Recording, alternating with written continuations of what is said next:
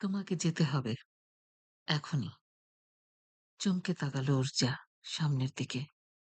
গভীর মনোযোগ দিয়ে কম্পিউটারের স্ক্রিনের দিকে তাকিয়েছিল।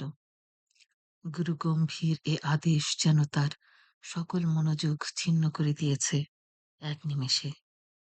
কিন্তু কাউকে তো দেখতে পাচ্ছে না আশেপাশে। কার কণ্ঠ? ঘর ভর্তি মানুষ, বিশাল ড্রয়িং রুমে প্রচুর অতিথির সমাগম। তারই কোনায় টেবিল পাতা, খাবার সামগ্রী সাজানো থরে থরে। টেবিলের এক পাশে ছোট্ট চেয়ারে বসে মাথা ঝুঁকে কাজ করছে উর্জা। কেটারিং এর কাজ নিয়েছে মাসখানেক হলো। আজ এই বাড়িতে অতিথি আপ্যায়নের দায়িত্ব। তার এই কাজ পেতে বেশ কষ্ট হলেও এই কয়েক মাসে বেশ সুনাম অর্জন করে ফেলেছে। ব্যবসা বেশ সুনাম অর্জনের সাথে সাথে ভালোই চলছে। হিসাব নিকাশের কাজগুলো আরেকবার দেখছিল সে স্ক্রিনে চোখ রেখে। এমন সময় এইরকম ভাবে কেউ বলছে যেতে হবে, বেশ আদেশের সুর যেন কণ্ঠে। কিন্তু কে কথা বলছে? আর কোথায় বা তাকে যেতে হবে? স্ক্রিন থেকে মাথা তুলতেই অতিথিবৃন্দের মাঝে অরুণাভকে চোখে পড়ল। অনেক দিনের চেনা অরুণাভ। তার বন্ধু ঠিক বলা যায় না, আবার পরিচয়ের যে গভীরতা তাতে দূরের বলে পর মনে করে অবন্ধু ভাবনাটাও মেনে নেওয়া যায় না। আসলে অরুণাভ যে তার কি সে জানে না। বন্ধুও নয়, প্রিয়তম তো নয়ই। কোন অধিকারে তা বলবে?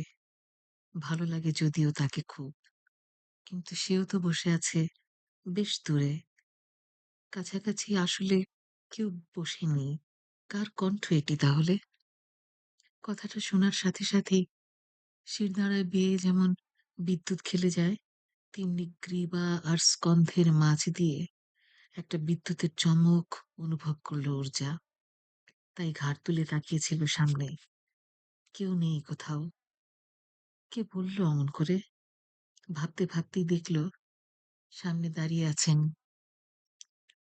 সৌম্য শান্তরূপে একজন অতি দীর্ঘকায়া সুপুরুষ। দেখেই মনে হয় যেন কোনো শান্তির দেবদূত, যেন সেন্ট জার্মেইন। কে ইনি? হালকা হালকা ধোঁয়ার ভেতর দিয়ে দেখা যায় কি যায় না, অস্পষ্ট কুয়াশা কুয়াশা ভাব। কিন্তু জানালা বন্ধ এই ঘরে এই সন্ধ্যার সময় কুয়াশা আসবে কোথা থেকে? উর্জা একটু সচেতন হলো এবার। কিছু বলতে চেয়েও বলতে পারছে না। তাকিয়ে আছে স্থির। আর দূর থেকে অরুণাভ দেখছে উর্জা যেন কার সাথে কথা বলছে আপন মনে। যাবে নাকি উর্জার কাছে আজ? কখনো তো কথা বলেনি। দেখা হয়েছে কতবার। আজ কি দুর্বলতার পাশ কেটে উর্জার সামনে যেয়ে দাঁড়াবে?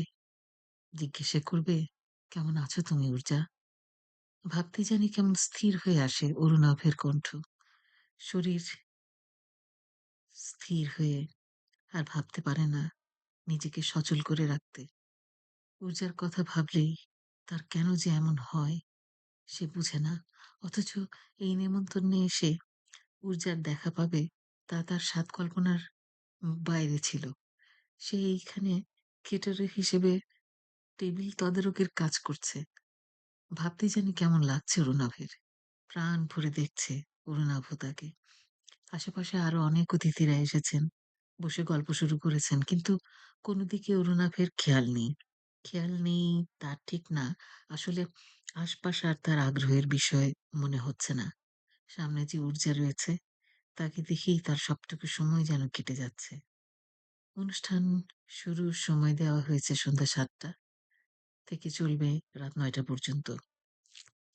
৭টা বাজতেই অতিথিরা এসে পড়তে শুরু করেছেন। ঊর্জা তার টেবিল সাজানো, খাবার আনা নেওয়ার তদারকির ভার নিয়েছে নিজেই। বিকেল ৪টা থেকে কাজ শুরু করেছে ওরা।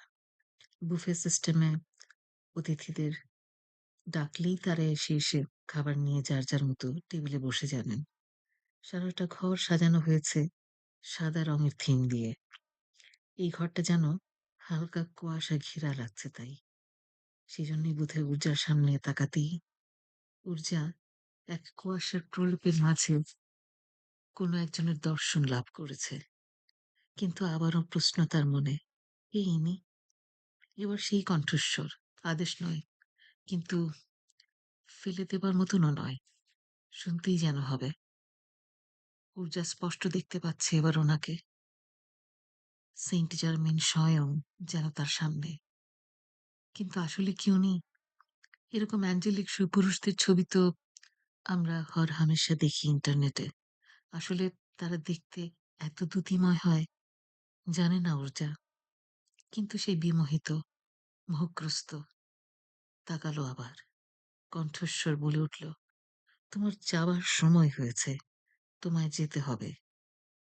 ঊর্জা এবার একটু যেন সচেতনতা ফিরে পেয়েছে।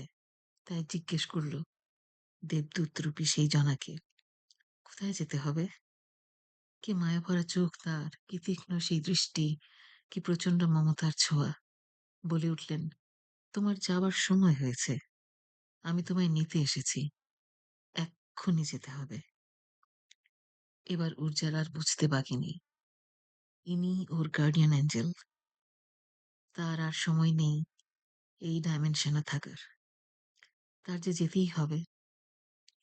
কিন্তু এই ঘর ভরা মানুষের মাঝে নেমন্তন্ন চলাকালীন সময়ে অনুষ্ঠানের কি হবে? সবাই যখন দেখবে ঘরের সেই বিশাল খাবার টেবিলের কোণায় মাথা নিচু করে একটি মেয়ে অজ্ঞান অবস্থায় পড়ে আছে। অজ্ঞান এজন্যই কারণ মৃত তো বলা যায় না হুট করে। এই পরিবেশ তৈরি করতে ঊর্জা চায় না। অথচ দেবদূতের তৎক্ষণাৎ আদেশ পরিবর্তন করে আরেকটু সময় কি সে পাবে না? এইখানে এই কাজটা না হোক, বাইরে কোথাও, অন্তত অরুণাভের সামনে নয়। অরুণাভ অনেকক্ষণ ধরেই দেখছে ঊর্জা স্ক্রিনের সামনের দিকে উপরে মাথা তুলে বিড়বিড় করে কারোর সাথে কথা বলেই যাচ্ছে। কি হলো ঊর্জার আজ? এবার অনুরোধের পালা। ঊর্জা বিনয়ের সাথে আবদার করে ফেলল সেন্ট জার্মেনকে, বাইরে যাই এই ঘর ছেড়ে। কোথায় যাবে? হাসপাতাল তো কাছাকাছি নেই, তবে রাস্তার ওপারে একটা ফার্মেসি আছে, ওখানে যাব। অনুষ্ঠানের হোস্টকে বলার সময় তো পাবো না, আমার গ্রুপকে জানিয়ে যাব যে ফার্মেসি যাচ্ছি ওষুধ আনতে। শরীর ভালো লাগছে না বলা মিথ্যে বলা হবে। আমি কি ফার্মেসি পর্যন্ত যেতে পারি? আর কয়েকটা মিনিট সময় দিন। আমি স্থান ত্যাগ করতে চাই। এই ঘর থেকে বেরিয়ে যেতে চাই। আমি অরুণাভের সামনে নিশ্চুপে প্রাণহীন হয়ে পড়ে থাকতে চাই না। ও আমাকে ওভাবে দেখুক, তা আমি চাই না। সেন্ট জার্মেন কিছু বললেন না। ঊর্জা উঠে দাঁড়ালো। উঁচু চেয়ারগুলোর পাশ দিয়ে হেঁটে ঘর থেকে বের হবার সময় পিছনে ফিরে তাকালো।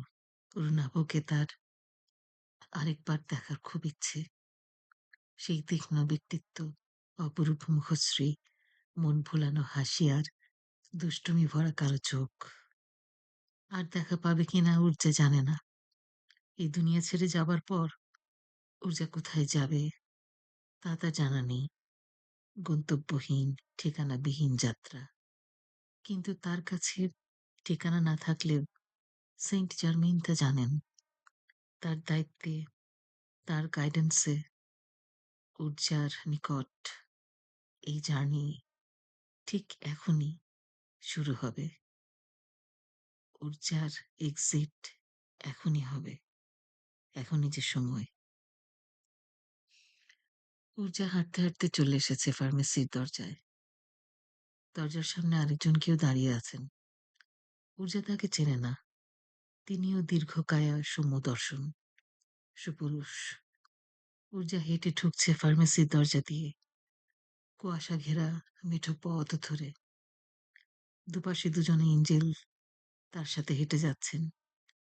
তাকে যেতেই হবে যে, এখনই সময়। আর একটুও পরে নয়, ঘন্টাখানেক আগেও নয়। ঊর্জা চলছে, একাকী নয়, সাথে ২ জন গাইড আছেন। অরুণাভ আজ আসবে বলে কেটারিং এর কাজটা সমাপ্ত করা পর্যন্ত সে ওখানে ছিল। হয়তোবা ভাগ্যেই লেখা ছিল। কাজ যখন শেষ হলো তখনই ওর যার দায়িত্ব শেষ। যাবার সময় অনুষ্ঠান থেকে নয়, এই দুনিয়াদারি থেকে। ফার্মেসিতে কেটারিং এর কোনো এক কর্মী প্রবেশ করার পথেই চেতনাহীন হয়ে পড়লে অ্যাম্বুলেন্স ডেকে তাকে নেবার ব্যবস্থা করা হয়। অনুষ্ঠান থেকে ঊর্জা কেন চলে গেল তা দেখবার প্রয়োজন তো অভ্যাগত অতিথিদের ছিল না। শুধু অরুণাভ তার সকল মনোযোগটুকু দিয়ে ঊর্জাকে ঘরের বাইরে চলে যেতে দেখেছে। তাদের কেটারিং এর কত কাজই না থাকে, বিশেষ করে হল ঘরের পেছনের কিচেনে। কিন্তু সামনের দিকের দরজা দিয়ে ঊর্জা বের হয়েছে। যাবার বেলায় অরুণাভকে এক ঝলক দেখেছেও। শান্ত স্থির ভঙ্গিতে ঊর্জা হল ঘর প্রস্থান করেছে সন্ধে ৮টার দিকে। এখন অনুষ্ঠান প্রায় শেষ, কিন্তু ঊর্জা এখনো তার ডেস্কে ফেরেনি। অরুণাভ চলে যাবে ১০টার দিকে। অনুষ্ঠান শেষ হলে আর কেনই বা এই হল ঘরে একা একা বসে থাকবে? কার জন্যই বা অপেক্ষা করবে? ঊর্জা তো বাইরে গিয়েছে। ঊর্জা তো এখানে নেই। আসবে কিনা জানেও না। কথা বলাই যে হয়নি কখনো তার সাথে।